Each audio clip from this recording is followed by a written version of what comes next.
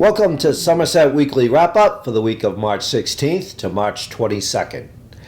The town's 10-year capital plan includes a feasibility study that would be done on the public safety complex at an estimated cost of $135,000 in fiscal year 2025, and then a new public safety complex would be built in fiscal year 2030 at an estimated cost of $25 million for the building that the police and firefighters operate out of on County Street.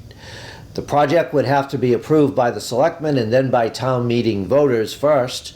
Under the capital plan, the feasibility study would be paid for out of free cash, which is money left over from prior year's budgets, and unanticipated revenue, such as more revenue coming in from the excise tax than was expected, and the new building would be paid for with borrowing. Alan Smith, chair of the Board of Selectmen, said he would prefer to see that project started in 2033 when the town is done paying its debt on the Somerset Berkeley Regional High School building and grounds project. Fire Chief Jameson Barrows said the public safety complex is a very aged building built in the 1960s that has hard miles on it because it is open 24 hours a day.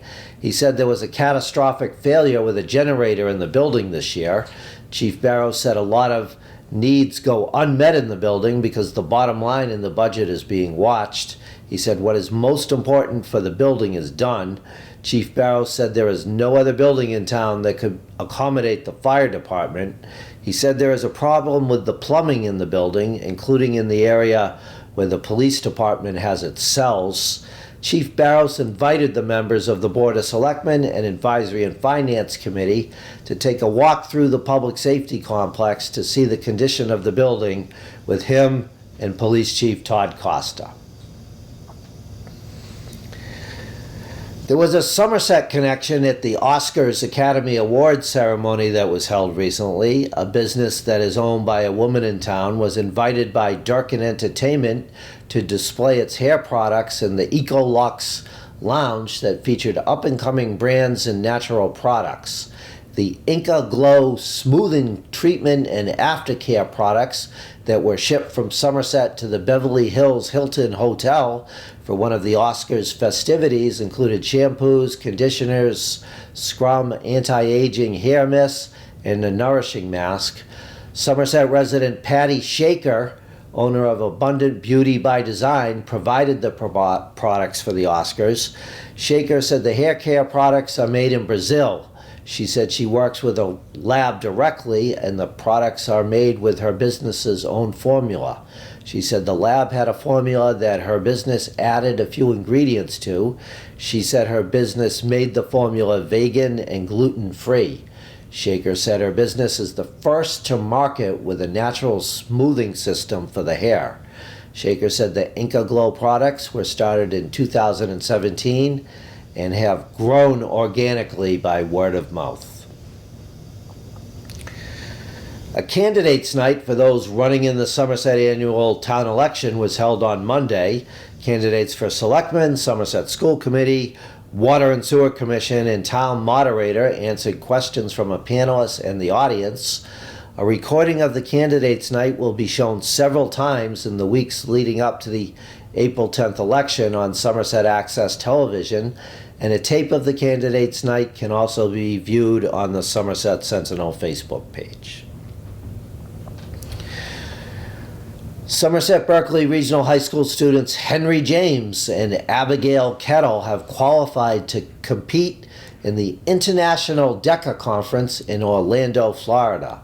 The competition tests business and marketing knowledge and skills through a written test and role plays. James and Kettle had to advance from a regional and state competition to make the international conference. Kettle competes in the restaurant and food service managing category. James competes in the Principles of Business and Administration category.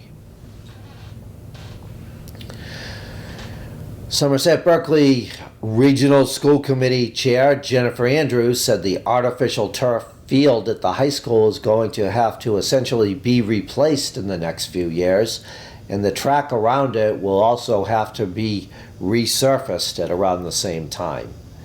based on the costs for similar projects at other schools in recent years. Andrew said that cost could be between $1.5 million and $2 million. She said the padding underneath the artificial grass can become a safety issue. She said the padding is fine now, but will need to be addressed in the next few years. The football field is 9 years old.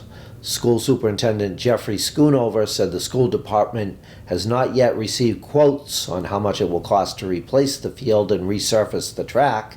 He said the field was tested a few years ago, and the school department was told it could get another 4 to 5 years out of it at that time. He said the field was also tested for concussions and passed that test. Schoonover said that 2 summers ago, tons of new rubber beads were placed onto the field. He said the heights of the grass blades on the field have worn down. The Somerset Democratic Town Committee will hold its annual spaghetti and meatballs dinner to benefit its scholarship fund on March 31st, starting at 6 p.m. at the American Legion Hall located at 55 Roosevelt Avenue. Donation for the dinner is $20. Tickets can be purchased from members of the Democratic Town Committee. Thank you for watching Somerset Weekly Wrap-Up. We will see you next week with news from around Somerset.